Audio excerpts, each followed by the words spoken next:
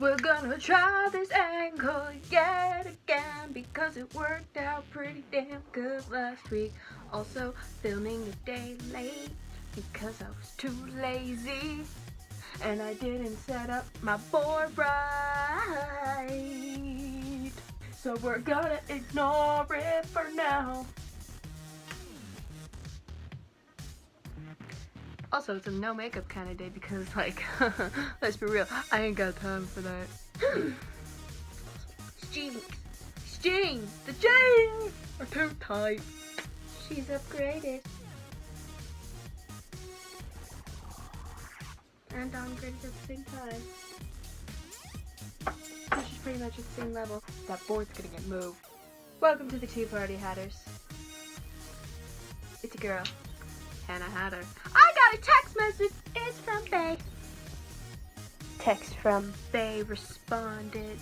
Board still not prepared. Intro out of the way. Hat engaged. Hat engaged. Hat engaged. I am Hannah Hatter. It's my hat engaged. Now, this video we're gonna get a little more personal into the inner workings of my brain. Yes, ladies and gentlemen. We're gonna talk about something that I adore talking about all the time. Doctor Who? No, that would take too damn long. My craft in woodworking? No, because I don't want to. Harry Potter?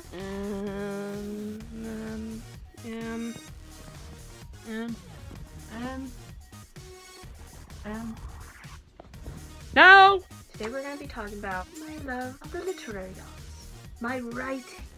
This board! I didn't feel like moving it. I'm going to regret it. But yes, my writing. The thing that brought you this beauty. All my quotes. How's about we call upon Nerd Hannah yet again? And she reads another quote from the Hatter. Indeed, Miss Hatter, let us read another quote from your book.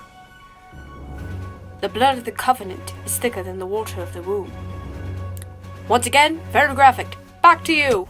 But when I talk about my writing, the thing I want to talk about specifically today would be the characters that I write about. Now, it's no great secret that I think of my characters as my children. They are the reason that I do not want kids, like, at all. Ever. I don't want to have a child. So today what we're going to do is we're going to discuss some of my favorite characters that I've written about. Ow. This board's gonna be. If I hit you one more time, you're gonna go sit by the closet. Do you understand me? Okay, good. But today we're going to talk about some of my favorite characters that I've written about in my almost 5 years of writing on Wattpad. Hashtag not spawn. Also, if you would like to read some of my books, I will leave a link to my Wattpad in the description. I think I'm going to start doing that from now on. I don't know. And we are going to go down the list of least favorite to favorite. I'm not saying that I don't care about these characters any less than I do characters I'm going to talk about later. And if you want to hear about more of my characters, let me know below and I will tell you. Number 5 on my top 5 list, Amber Blood. Oh, Amber. Love her. Most difficult character I've ever tried to write. Literally ever. But she's so amazing. Amber Blood is from my story, All My Friends Are Heathens. Yes, based off of the song Heathens by 21 Pilots. If you've never heard it, what is wrong with you? Pull your life together. My voice is cracking. Things are going good. Things are going good.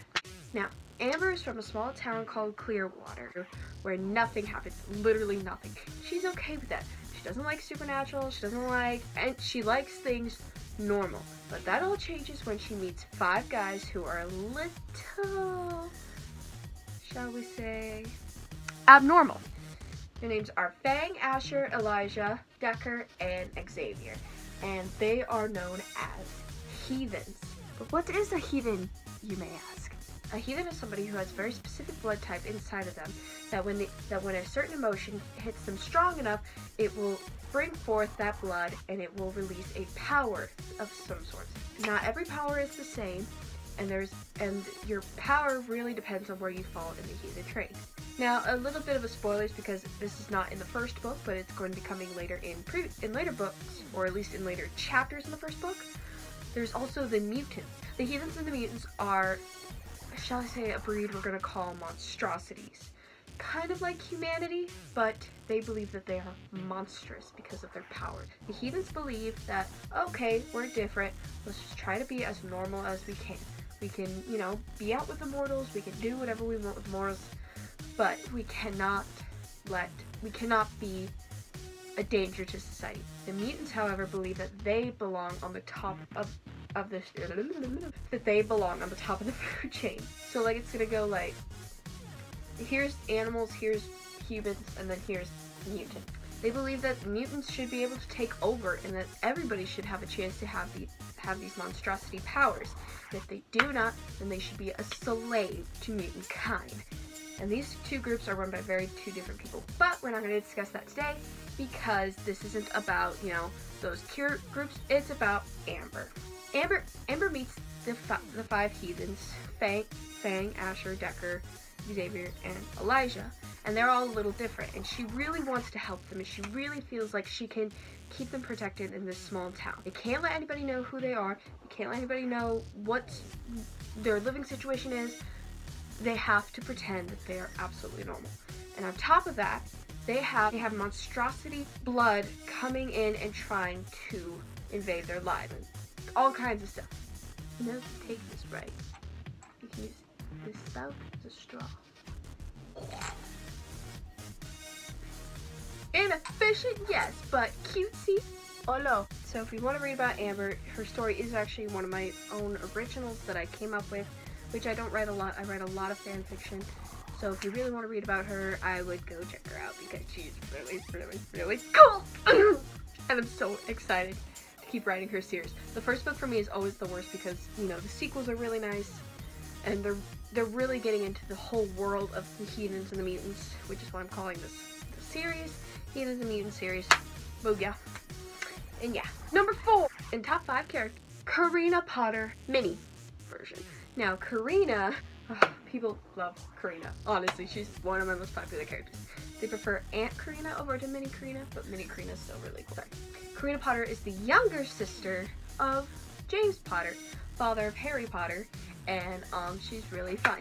She's a year younger than the rest of the Marauders, and she's part of their group. She's known as Foxtrot Potter. If you know anything about Harry Potter, you know that means something. Padfoot, Prongs, Moony, Wumpa, and Foxtrot. So her story is just all about her going through her life with these boys at Hogwarts. She's trying to, stay safe from the Muggles and from Voldemort. Don't tell me I don't know it. And she's just trying to be cool and have fun and all sorts of ish. Currently, the chapter that I have just written, I actually waited a year to write because I was trying to find a very specific idea for Karina's second year of Hogwarts. First year of Hogwarts is already done, and I had a very specific idea for the second year, but I cannot find the paper that I wrote it on, and I'm very sad. What's it? That's not what that is. Anyway. But yeah, Karina's really cool. Aunt Karina is, well, I'm not going to talk about Aunt Karina in this because I'm focusing on Mini Karina right now, but if you'd like to hear about Karina and her adventures, there's also a time-traveling Karina. Yeah, that's going to be a story and a half. I will leave the links to all of that down below. Now you're useful. See, I can just lean back and it looks like I'm standing up straight, but secretly, I'm so tired. Number 3 on the list, Brooke Rucker of my book, Baby Daddy's Babysitter. I actually have to upload a chapter for that today, but I don't think it's gonna happen because I'm too lazy. Now, Baby Daddy's Babysitter is another fanfiction. It's about a guy called Ben who had a one-night stand and was left with his 3-month-old daughter on his doorstep. So now with the help of his roommate and best friend Tucker, his neighbor and childhood friend and crush, Brooke, his older brother Danny, his best friend Riley, who also grew up with them and is Danny's crush, and his mother Bonnie. He's got to raise his adorable little daughter Emma while finding love, and by love I need sex. Now Brooke is an interesting character currently. She's a bit like Ben, you know? She's like a female version of Ben. She grew up in his household when she turned 16 because her mom kicked her out because she felt like, you know, if you can drive, you can get yourself a job and you can do this and that and this and that. Of course she couldn't because, you know, she was 16. So she grew up with Ben and Danny and Riley quite a bit. She's had a lot of exploits. We thought she was pregnant multiple times. Of course we have, because we actually currently still think she is pregnant, but we're not sure yet. She almost got married, she's gotten into fights, she does all sorts of stuff. She's very protective over her family, the Wheeler Bunch, as we call them. But she's here to support Ben and Danny in all of their exploits, and she really does like Ben. But Ben doesn't like her. Ben is more focused currently on this woman named Ava, because he's in a battle with Tucker over her, but you know, who knows what's going to happen in the future for those two. And of course, Danny's into Riley, but Riley is not into Danny. So if you want to read that story and find out if Brooke really is pregnant, here's the link. I'm going to leave it right here. I'm going to leave it right here. I'm going to be really different about it. I'm going to leave it right here. I'm going to cover my sign over here with that link. And you're going to like it, because it's probably my most popular story. If not, my second most popular story. And it's really cool. And I don't know why it's my most popular story. Probably because the word daddy's in it. And everybody's looking for the word daddy on Wattpad. What is wrong with people these days, by the way? Why are we only attracted by the word daddy? Ugh. I made this hat for a specific reason, and not because of this video. Oh! Also, look, I got little bear ears. I used this hat to turn into Freddy Fazbear one time, and but if you want to see why I did that, I'm gonna just insert some clips over here. I hear a sound, see them in the dark. He's here, he's there, he's everywhere. Pretty sure that's Freddy. Oh, god damn it! You're Freddy! Well, now we've got two Freddys in the room. Cool. Bonnie, oh my god, I will slap you! Number 2, Kimberly Strange. I just said it like Graham from King's Quest in the first chapter when he's like looking around in the pumpkin patch and he's just going, strange, strange, strange, strange, strange, strange, strange, strange. Maturity. Mathematics. Whoops. I just erase everything. And then I don't have to do it. I'm gonna put this away now. I didn't buy that for myself, by the way. I got it as a Christmas gift from my brother. Anyway, Kimberly Strange! Also known as Kim Strange. Kim is from the book A Strange Girl and Her Spider Boy. So you already know where this is going. It's a Doctor Strange, Spider-Man, Homecoming, well, Doctor Strange, Spider-Man in general, crossover. And it's Spider-Man, the Tom Holland version, because I haven't actually seen the Andrew Garfield or the Tobey Maguire version. Sorry, I love you both. Tobey Maguire will always be the Great Gatsby. Nope, wrong. Will always be Nick from the Great Gatsby in my brain. Even though that movie wasn't as good as I thought it would be. It was fairly decent when I watched it. Kim Strange is the daughter of Doctor Strange, and according to the story, she actually went with him to learn some magic. Oh yeah, look at them skills, oh yeah. Ooh, I left the room and the lighting changed. That was great. Yeah, I left in the middle of making a video to go driving and get some dinner. What's it to ya? Hi, Kirby. Come here, kitty. Come here, kitty. You want to say hi to everyone? Oh, say hi, everyone. Hi. My Hannah loves me, but I give her allergies. You smell like coffee. You smell like coffee. The paws are also very wet. I found her outside in the snow. She was freezing her little tail off. What's that, baby? Oh, you know what? I'm just gonna hold her.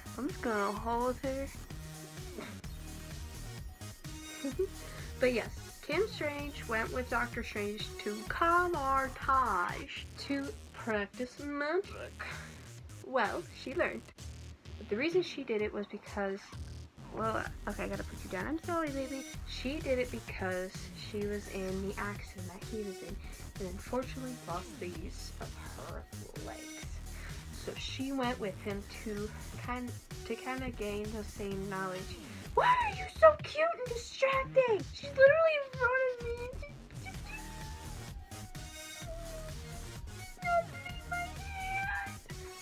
We'll now go later, but I'm editing. And of course, after the whole ordeal with the Doctor Strange, if you don't know how it went, spoilers! Big stuff happened, all is good though. Doctor Strange really wants her to not practice magic anymore because, you know, he wants to try to be as normal as he can be. Of course, she ain't having it. And running parallel to all this, we have Spider-Man Homecoming. Now, Mr. Peter Parker has taken Tony Stark's advice and is deciding to stay as hometown Spider-Man. You're so cute! Oh, you're so good. You're so good. My face is already starting to itch, but you're so perfect. And Peter Parker has decided, I'm going to be hometown Spider-Man for a while, like Tony Stark suggested, until he and Kim Strange meet by a total accident. My cat's looking at me like I'm insane, like I'm an insane person. Maybe she's right. And that's pretty much all I've got for the story right now. I don't want to give too much away.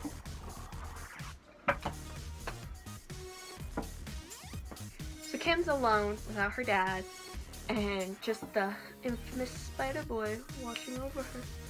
But she doesn't know that Spider-Man is Peter. Peter knows that she knows Spider-Man.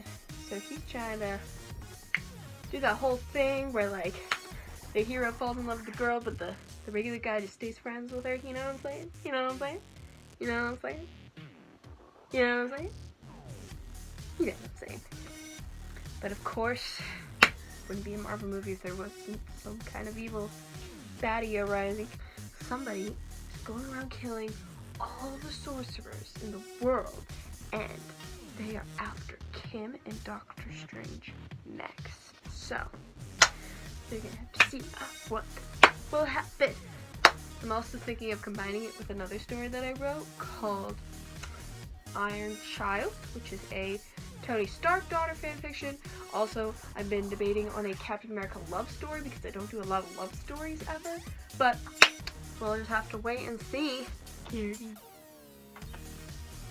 Hi. She doesn't react her own name, but she reacts to kissing noises. You're so perfect. Mine. It's mine. It's mine. My baby. And she officially hates me now. And number 1 on our list, my favorite character of all time on this list, Harmony. If you don't know who Harmony is, you clearly don't follow my Snapchat. Harmony was my very first Ni no Kuni original character. Speaking of Snapchat, hi Nick! Shout out to that boy. He was the very first Ni no Kuni OC that I ever introduced into this world. She is Alicia's niece. If you've never played Ni no Kuni before, spoiler alert, spoiler, blah, blah, blah, blah, spoiler alert. Yeah, you're getting spoiled a lot because, yeah. She's Alicia's niece and Oliver's cousin, but she considers them brothers. Or her brother. She's a powerful wizardess known as the Songstress who's the only person in Ni no Kuni who has the ability to perform spells without using a wand. She uses her voice instead. Flower, green, and glow. Let your path. No! I'm sorry. urchin. She uses her voice to convey her spells. She can use a staff, which is what she normally does. She's more powerful when she uses her voice rather than the staff. She lived on the great city of Xanadu with Queen Kulan and her mother, but on the day she was supposed to become the songstress, the Dark Djinn took over and destroyed her home. And everybody who we don't see in the game, including her mother, passed away. They all died. And she was only 11 years old when it happened, and she just couldn't find help anywhere, so she hid her identity from the world and lost belief that she could be the songstress. Now, I finished this story a couple weeks ago, and I'm so proud of myself. It was 84 chapters long. It took forever. That book took me forever to write, and I can't believe that I actually got it done. Literally 4 years of my life dedicated to that book, and it's magnanimous. Is that even a word? Magnanimous? I don't even know, but it's so amazing I got it done. So I can focus my attention on my other Ni no Kuni stories, which is gonna be good.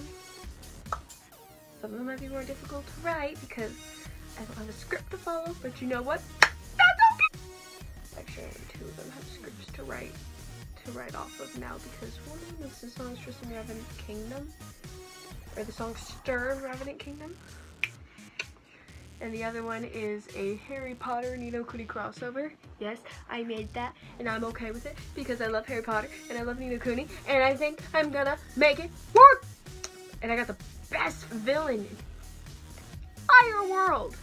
And yeah, every time I think that I actually finish the songstress, I just get really just like that too, just like that. So yeah, I think I'm gonna call it quits for now.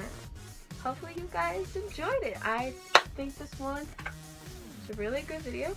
Very happy to finally have most of my props ready, most of my background ready. Best of all, my beloved Tiki Cat. Hey baby. Hey baby. Hi. You're a precious little demon. And before any of you yell at me for calling me a cat a demon, I would like to let you know, being called a demon is the highest form of praise when it comes from me. But yeah, that's the end of this video. I hope you enjoyed it. Make sure to like and subscribe and I don't know, crap like that. I don't know, what do YouTubers say? Make sure to like it, subscribe, and hit that notification bell because I make new videos every Saturday. I'm really thinking of this YouTube thing. And hope I'll see you next week.